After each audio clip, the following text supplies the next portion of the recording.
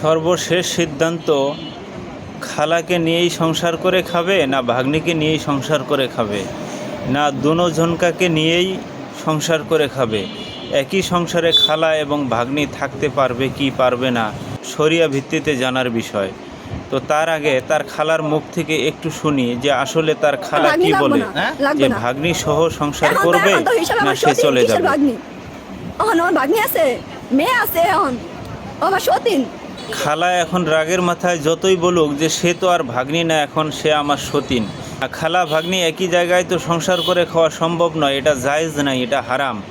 যদি ভাগ্নিকে নিয়ে সংসার করে খায় তাহলে অবশ্যই খালাকে ডিভোর্স দিতে হবে, ছাড়তে হবে। আর যদি খালাকে নিয়েই সংসার করে খায় তাহলে অবশ্যই ভাগ্নির দিকে হাত বাড়ানো যাবে না। তো এই জন্য আমি বলবো যে সবাই শেয়ার করবেন যাতে এদের নজরে পড়ে এরা যেন এই ভুল সিদ্ধান্ত না নিতে পারে।